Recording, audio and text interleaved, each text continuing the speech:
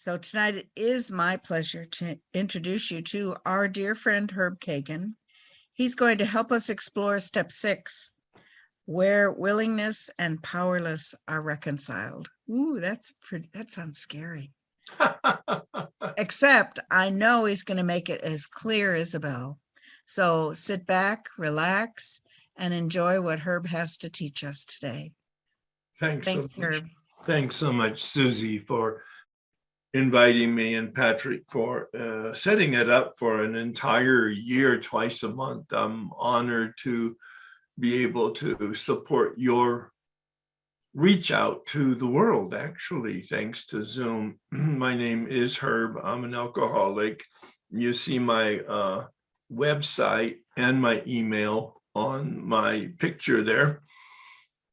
Susie mentioned that this workshop is open, that it's not connected to any specific 12-step fellowship. And I don't believe I've said this before, but even if I have, it bears repeating.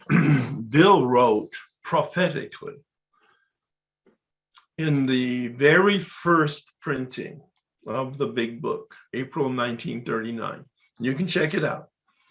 The preface to the first edition, first paragraph, last line. Our way of living may have its advantages for all. Our way of living by principles, living, seeking, and experiencing a spiritual awakening may have its advantages for all, not just all alcoholics. In fact, not just all addicts of any kind, substance or process, but for all human beings is my interpretation of that. That was his insight. That was his intuition.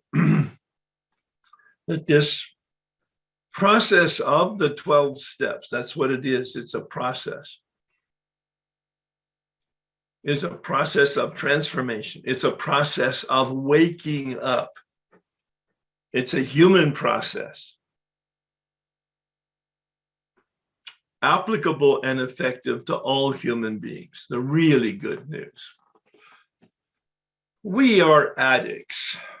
And I use that term to be comprehensive, because most of you are in a 12-step program, some form of addiction, whether that be substance addiction or process addiction.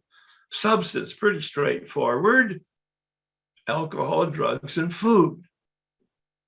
Process addiction, not so straightforward. Exercise, gambling, pornography, perfectionism. So many addictions that don't have any connection to a substance.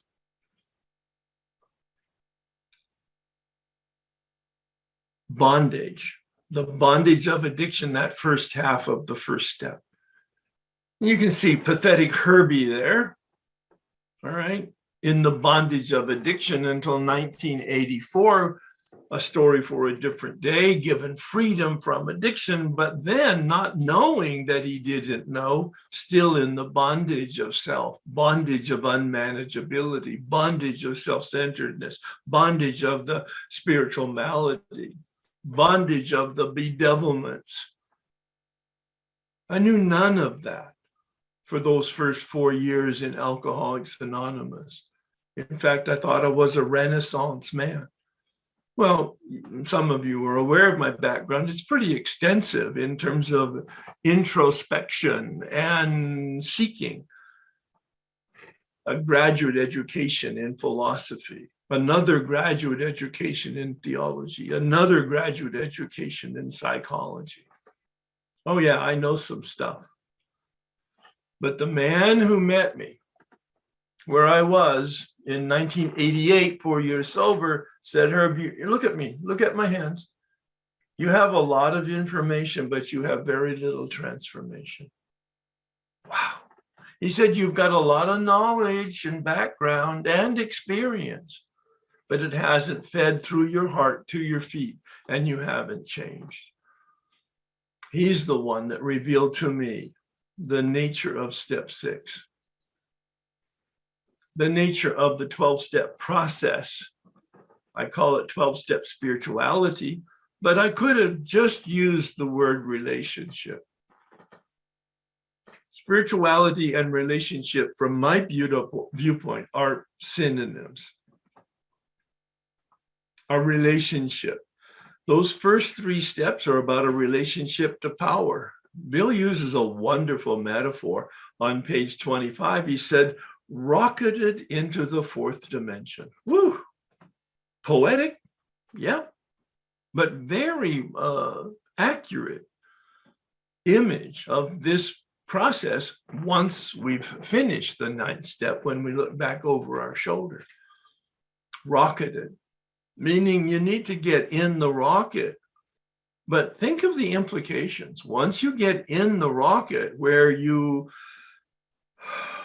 get on board because you need help, you stay on board because you realize, or at least make a decision, that help is available and that you need to have a relationship with help. Steps 1, 2, and 3. I need help. Help's available. I need to take advantage of it and have a relationship with power. Well, once you get into the rocket ship, it's going to take you where it's going to take you.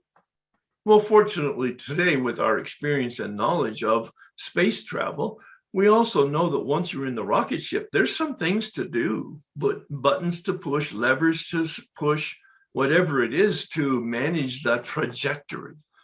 It doesn't just operate on its own. That's where I see grace and willingness. The grace is I got in the rocket ship. The grace is the rocket ship. It takes me where it's going to go, but it doesn't go to where it needs to go unless I cooperate with my willingness and my action. That's the commitment in step 3. There's no action in step 1. It's an experience, a collapse. There's no action in step 2. It's a choice. Page 53, God is or God isn't. What is your choice? A choice of faith, not knowledge, not action, not certitude, not feeling. Just a choice of faith. But step 3, that's a decision. It's right in the step itself. It's the use of my free will to make a choice and then translate it into action. Bill says that on page 64. Nothing's going to happen if you pray the prayer and don't follow through with the next stage of the rocket launch. That is, identifying and removing. That's a rhythm of the 12 steps. It's an insight I got. I think it's valid. It certainly helped me understand each of the steps and all of the steps, an organic process. The 2 things that make me specifically human are that I can think, I have a mind, and that I can make free decisions, I have willpower. Those are the 2 things that make me human. I have a mind that knows, and I have a will that decides to take action. It's very interesting to me once I finish those 12 steps, when I look back on them, at the dance between my mind and my will, between my naming and between my action. All of the even steps are naming steps. All of the odd steps are decision and action steps. It's a powerful insight, I believe. It really helped me understand the interaction amongst each of the steps and the entire step process. In step 4, I need to name the problems in order to have this ego deflation at depth. This is the whole point. Bill said steps 1 through 9 are for the deflation of the ego at depth. Each of us has a story. You've seen these Russian dolls before. Maybe you've seen my slide on them. but it represents for me the unpacking that happens in steps 4 through 9. We all have a biology, specific genetics that are so unique to us that we can, in fact, have an identification through our fingerprint and even more specifically through our DNA. There never has been, there currently is not, and there never will be an identical DNA to yours. Wow, pretty special, pretty unique. That's right. It is true. We are each very unique. But altogether, we're not, because we're just a gathering and a community of very unique people. Addicts even being more unique in terms of a percentage of people. Not all human beings are addicts. So we need to know something about our family culture. Notice that the dolls are all the same, these Russian nesting dolls, fitting inside of one another, all looking the same, and yet they fit all within each other. And we've accumulated the masks from our genetics, the masks from our culture, the persona from our emotional experiences, the Hollywood stage front that we represent as us, that really isn't us, it's hollow behind, based on our psychology, reaction to our education and the stimuli of our culture. And we try to unpack it so that we come to the truth. You've heard Dr. Berger talk about the true self. You've heard the Buddhists talk about the true self. Most authentic psychologies and spiritualities and traditions talk about finding out who we really are. The objective truth. That's what Bill asks us to do on page 64. Underlying cause and condition, the exact nature, the truth.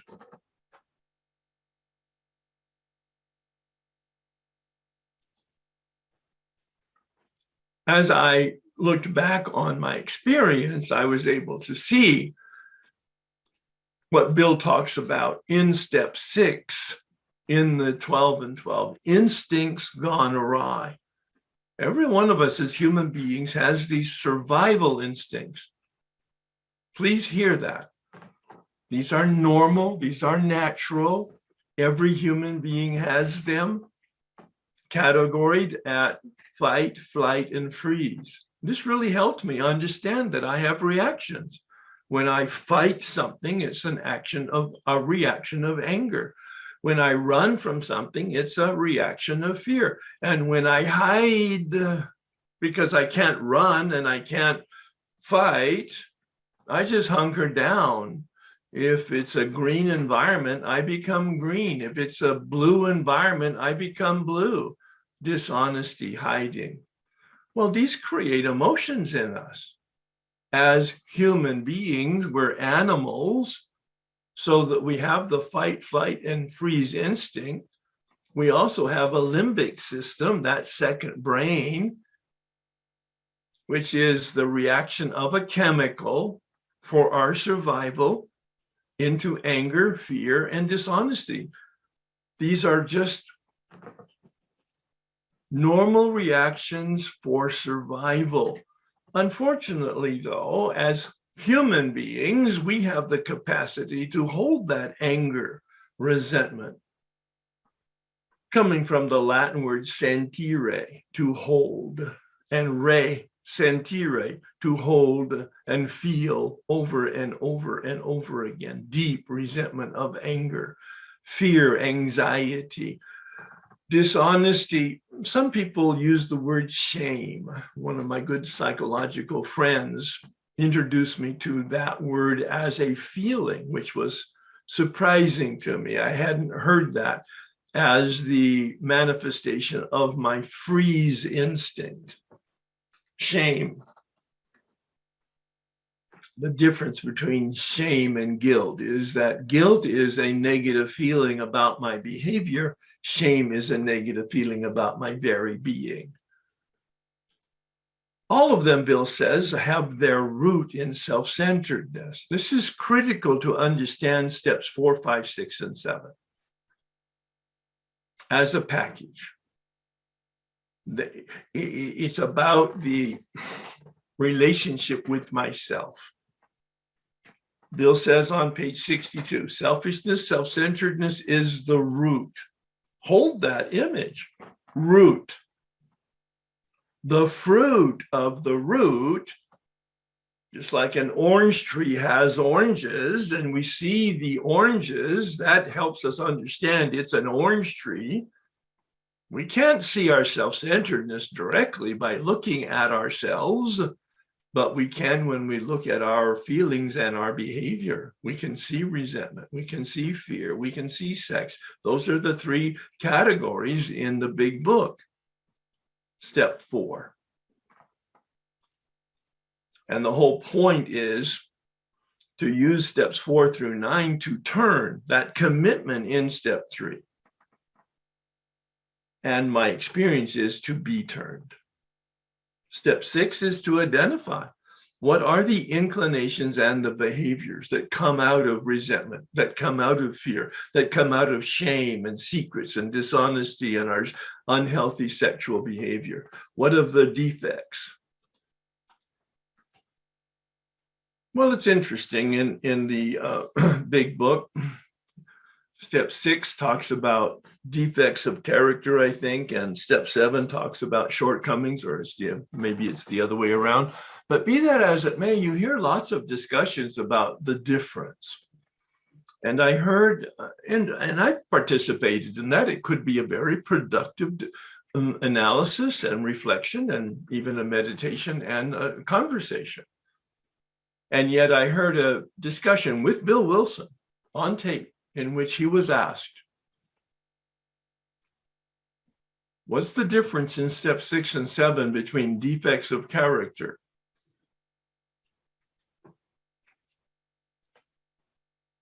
and shortcomings? And he just laughed. He said, oh, I was taught in basic English never to use the same word in consecutive sentences. That's a real insight to Bill and his literary style. So when in fact there is some redundancy in the big book, it's not an accident. Column 3 in the resentment inventory has 2 paragraphs on page 64 and 65, each describing the same thing about column 3, using just slightly different words. Not an accident, because Bill doesn't do redundancy, which means that when he does give us some sense of repetition, it must be because it's pretty important. As it turned out to me, life-changing, understanding column 3. Taking a deep look at the lenses through which I look. Pretty tricky stuff. The lenses through which I'm looking at the lenses. How do you do that? With help and with prayer. Help from a human being who has that experience, and prayer so that in fact I can hear and translate that into effective action. And I see that my beliefs, the lenses through which I look, are delusional. And I need a new pair of glasses.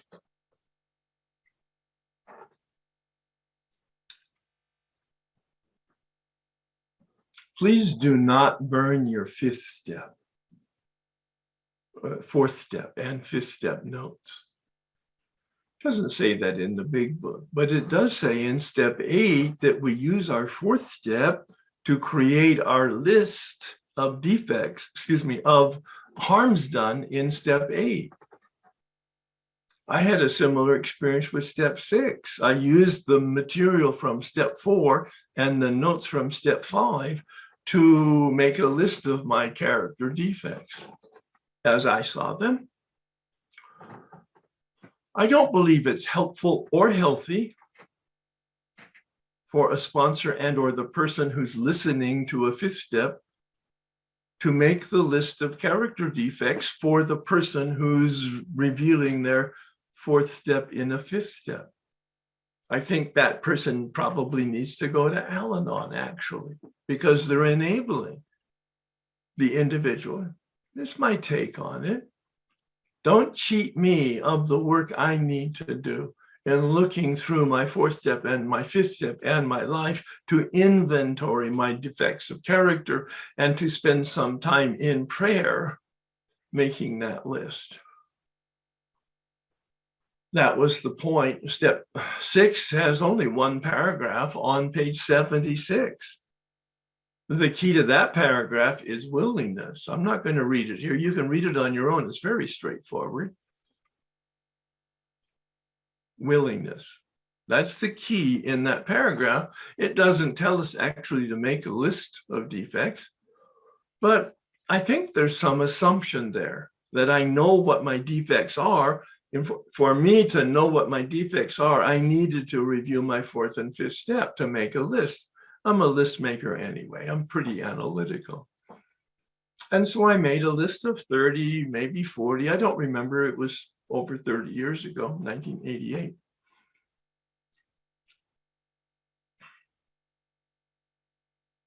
But then I spent some time.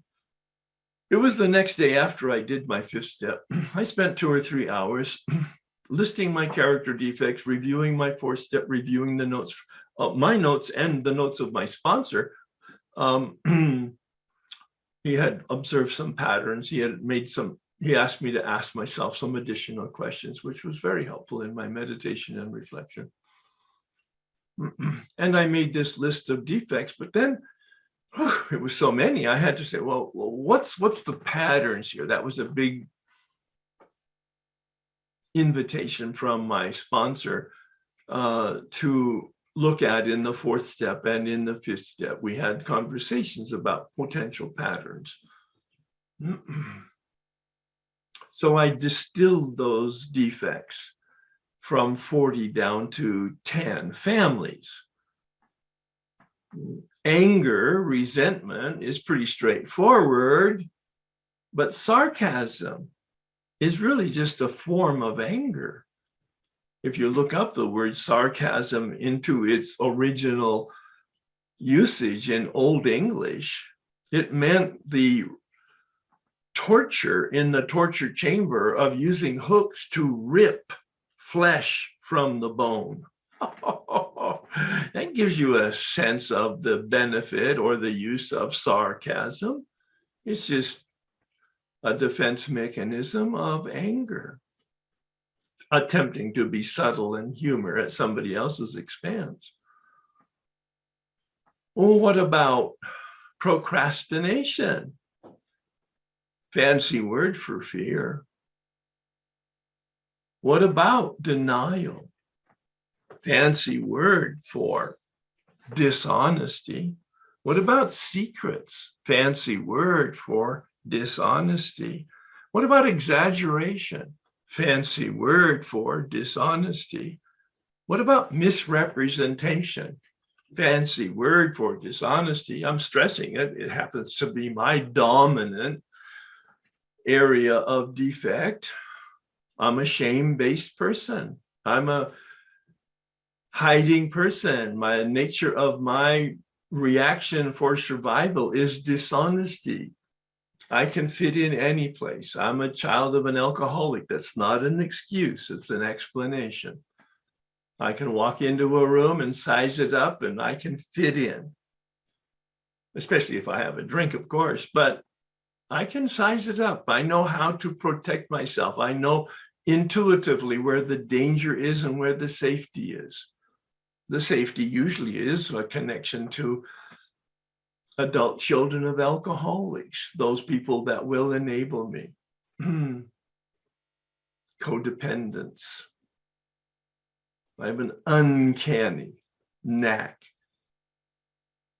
There's a magnetic field that draws us together. I have needs and they have resources. A match made in heaven. My first date with my wife, we had a 6-pack of beer. She drank 1. I drank 6, 5. That's, my math is not that good. I talked and she listened. It was perfect. She's the one that introduced me to the recovery process. Thank you. I'll be forever grateful to that. She died about 5 years ago. Life is not without its pain, without its difficulties, without its speed bumps. But for the last 30 years, maybe 30 plus years of our marriage, we were really good friends. We walked this path together, partners. How do you overcome 25 years in a marriage of lots of defensive characters? So my step guide and sponsor suggested that I be really specific with the character defects, not just resentment and fear and dishonesty and selfishness, which in fact are the roots. Bill said that. Those are the categories that we looked at in the 4th step, but it was how did they manifest in my life? That was the important part. And then was I willing to have them removed?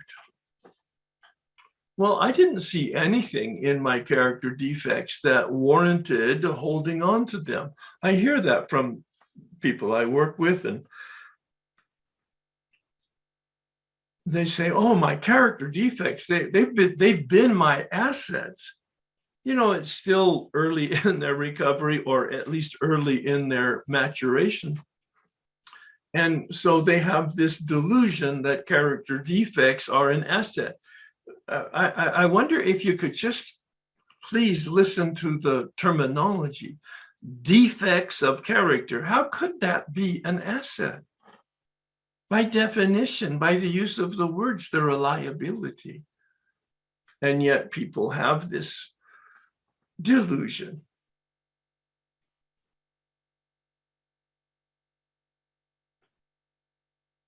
Until, in fact, they see the impact on their own lives through the 4th and 5th step and on the lives of other people when they begin doing the 8th and the 9th step.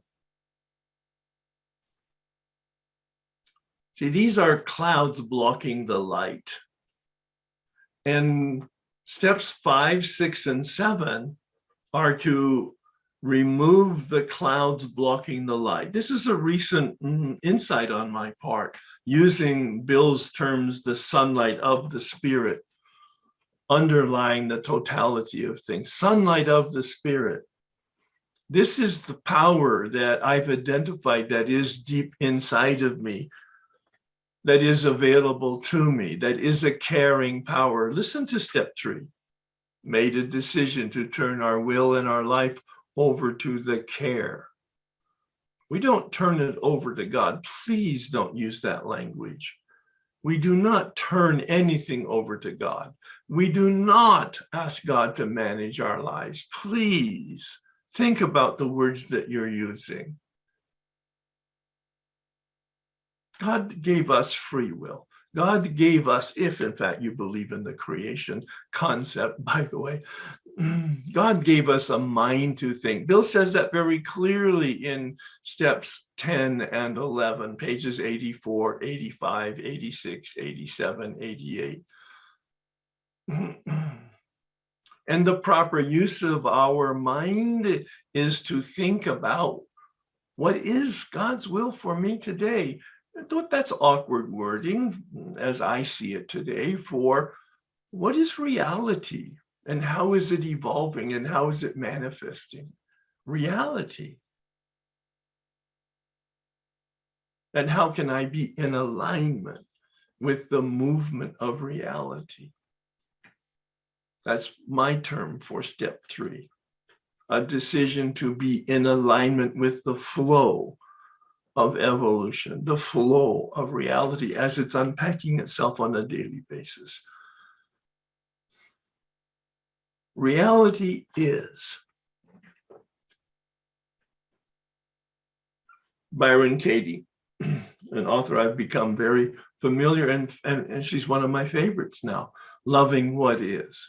After I did the inventory work and the fifth step, I became aware of her work, where she comes at self-development, not from psychological, not from theological, not from a religious tradition, and not from 12-step. She comes with her own experience. I don't know her total autobiography, but she uses different words to describe the same dynamic as steps 4 through 7, coming to grips with reality. And she says very boldly, reality just is, but only 100% of the time. Oh, I just love that. That's called emotional sobriety. I'm sure most of you have been exposed to Dr. Berger's work at this point. He's focused on, and has been for several years, on emotional sobriety, seeing reality as it is. And for the very first time, when I did the fourth and fifth step, I began to see the curtain was being pulled back, the reality of my delusions. Oh, it was so embarrassing and humiliating. And that was the point. Anybody who does a fourth and fifth step and enjoys it hasn't done it correctly. Unless you really do, from an authentic spiritual motivation, enjoy getting free and seeing the truth. But it's embarrassing. It's ego deflating if it's in fact effective. So we're looking to remove the clouds that block us from the sunlight. We're identifying those obstacles in us that create a relationship problem. They block us from a relationship with ourselves. I did not know that I did not know, and I could not see that I did not see.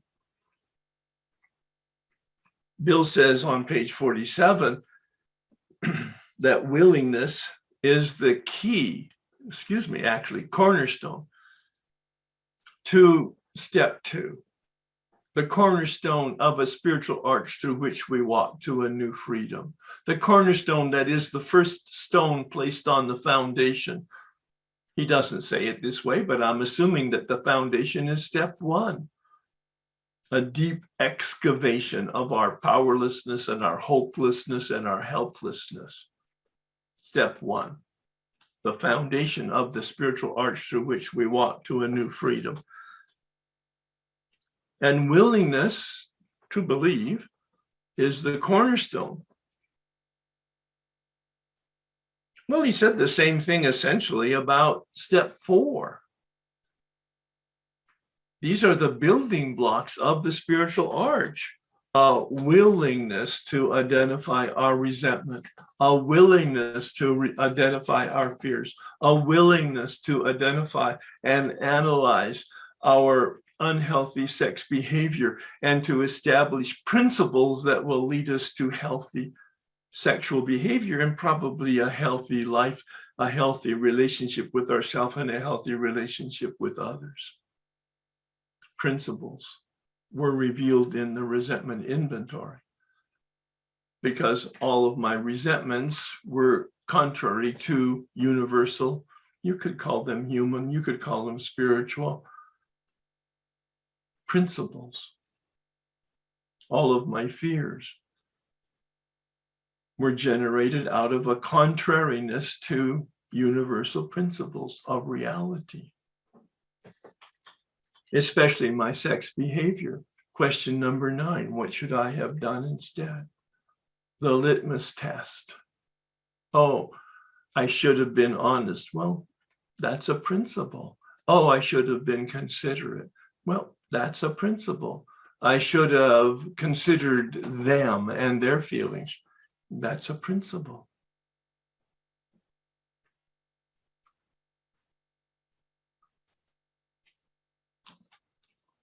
This man suggested willingness as the key to step 6, as does the book. And he says, if in fact you find yourself unwilling, meaning attached to your defects of character, then pray for the willingness. That was really key for me.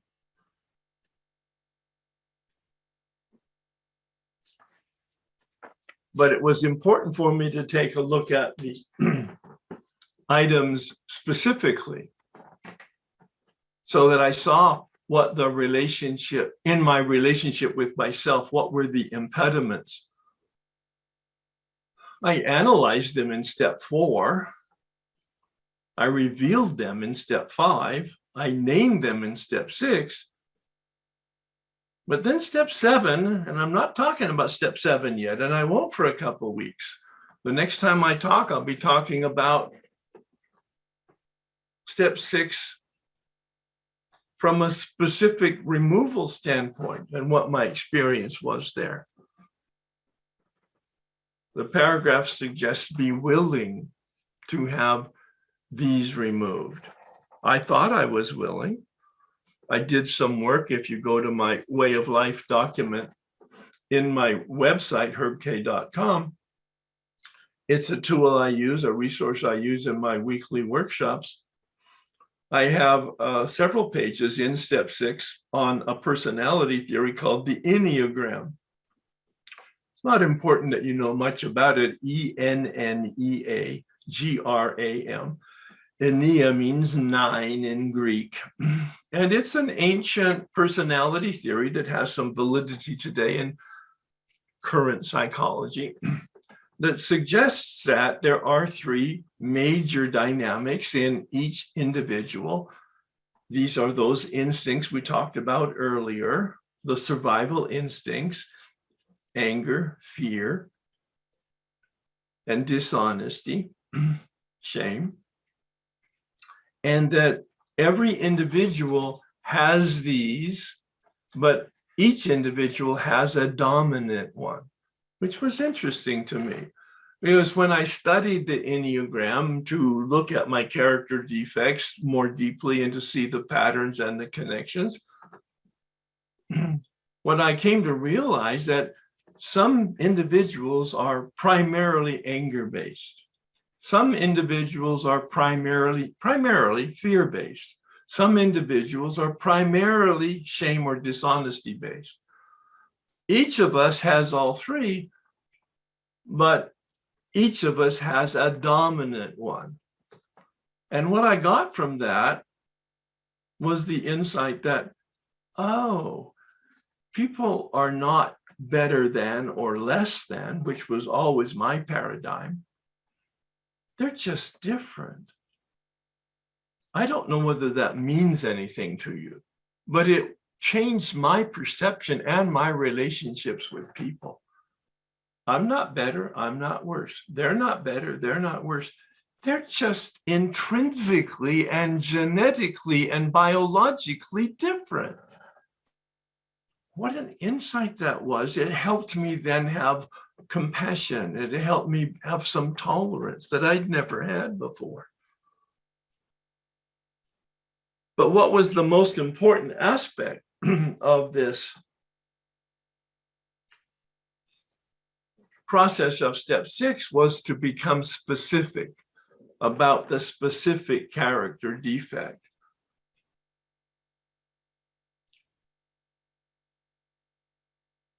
I had finished this process of step 6 and I had prayed step 7. The man had suggested to me that I write out my own step 7 prayer in the same way he had me write out my own 3rd step prayer, not to improve the prayer in the book, but to understand it. And his comment was, when you have to put the prayer in the book in your own words, then of course you have to understand the prayer in the book.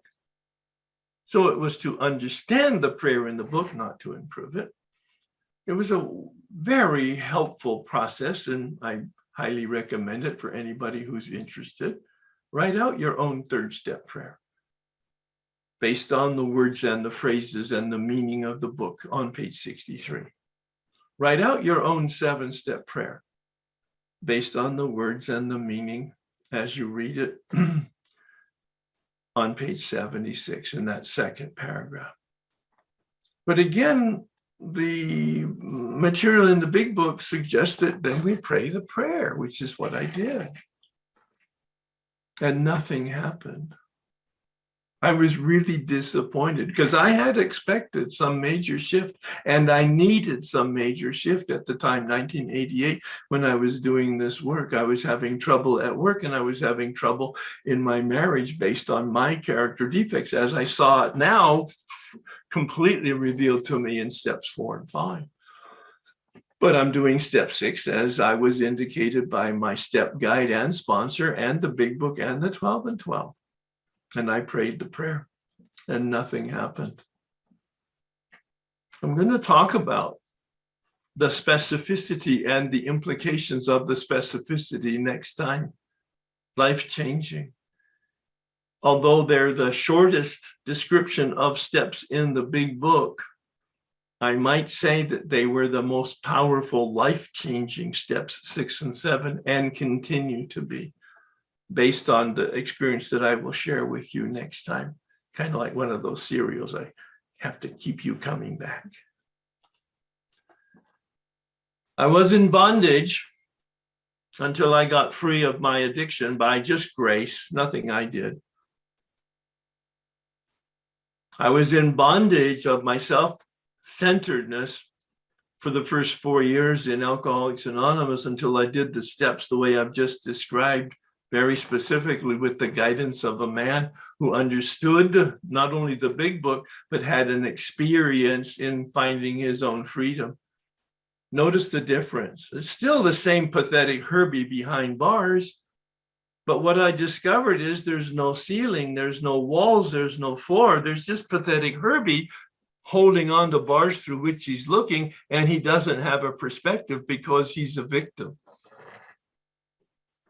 Step 5, reading it out loud on a continuous basis in one sitting.